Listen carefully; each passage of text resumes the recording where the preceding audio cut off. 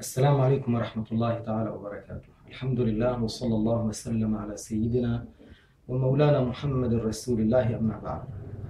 Allah subhanahu wa ta'ala dit dans le Coran al-Karim: تبارك الذي بيده الملك وهو على كل شيء قدير.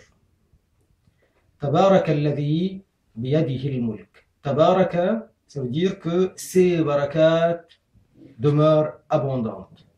Les barakat, pluriel de baraka. Baraka, c'est l'abondance, la prospérité, y compris la rahma, la santé, l'argent, mais surtout, ad-din.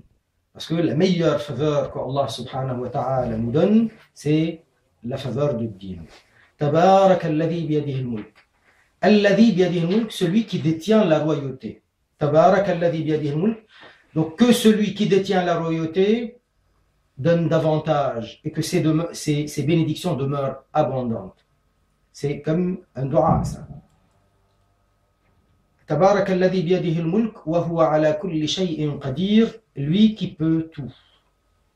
Alladhi khalaqa al-mawta wal-hayat, lui qui a créé al-mawt, la mort, wal-hayat, la vie. Liyabluwakum, pour vous mettre à l'épreuve. Li, c'est pour, le but, l'objectif. Yabluwakum, vous mettre à l'épreuve. Liyabluwakum, afin de vous mettre à l'épreuve. Ayyukum ahsanu amala. Ayyukum, qui d'entre vous? Ahsanu amala, a le amal ahsan, meilleur. Qui a le meilleur amal. Qui a la meilleure action. Qui agit mieux. Allah subhanahu wa ta'ala, il nous a créé la vie et la mort. Il nous met entre la vie et la mort. On n'était rien, nous sommes vivants, et après nous allons à la mort. Et cette période, cette durée, c'est pour faire quoi? C'est quoi l'objectif? C'est pour nous mettre à l'épreuve. Tout le long de notre vie, nous sommes mis à l'épreuve. Et pourquoi les épreuves? Liyabluwakum ayyukum ahsanu amala, qui se manifestera avec les meilleures actions, qui agira avec la meilleure manière.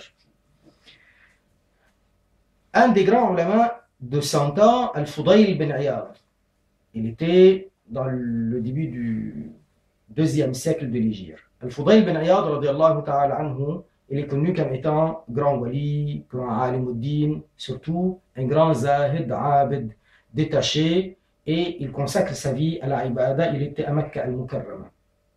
Il était exemple de l'adoration, la ferveur dans l'adoration, dans l'humilité, dans la crainte, la peur, les pleurs.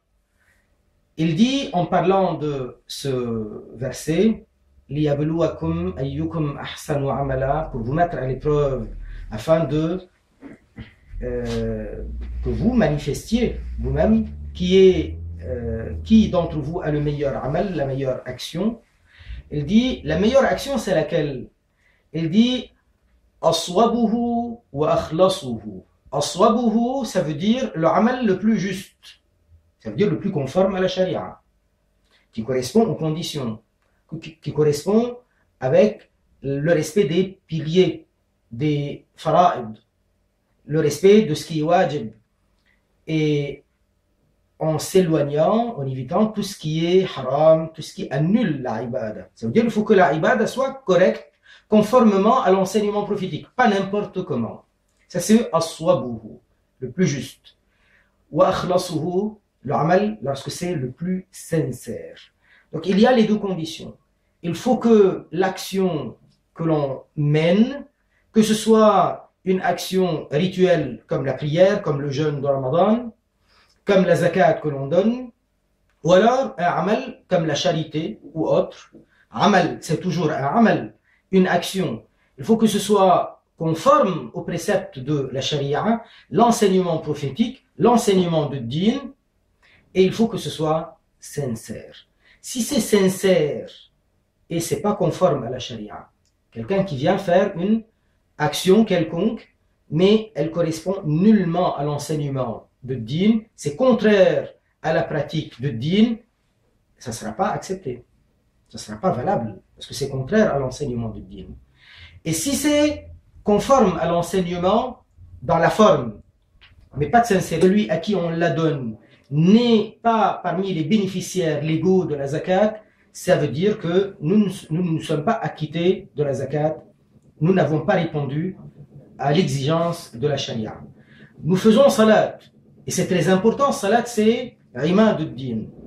On ne peut pas faire salat sans savoir réciter le Coran, par exemple, sans faire le ruku' correctement, sans faire le sujoud correctement.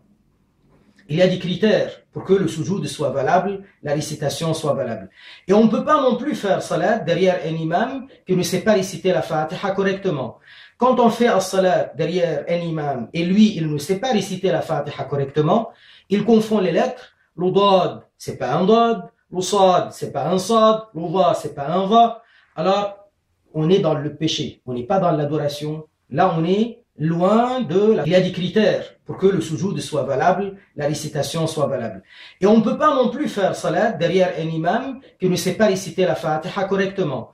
Quand on fait un salat derrière un imam et lui, il ne sait pas réciter la Fatiha correctement, il confond les lettres. Le dad, c'est pas un dad. Le sad, c'est pas un sad. Le va, c'est pas un va. Alors, on est dans le péché. On n'est pas dans l'adoration. Là, on est loin de la conformité avec les préceptes de la charia.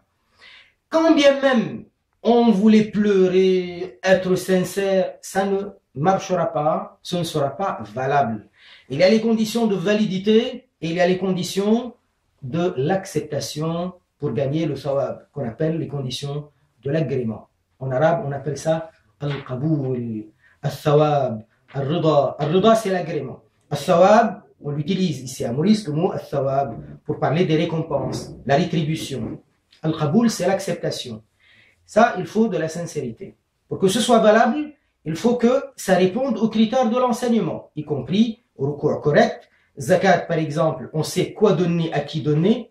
Et même pour as-salat, la question de choisir son imam, que l'imam sache réciter la Fatiha. Si quelqu'un ne récite pas correctement, ça veut dire, pour un défaut de langue ou pour je ne sais quelle raison, il ne sait pas prononcer les lettres comme il faut, la salat derrière lui n'est pas valable. Wa subhanallah wallahu ta'ala a'lam wa ahkam.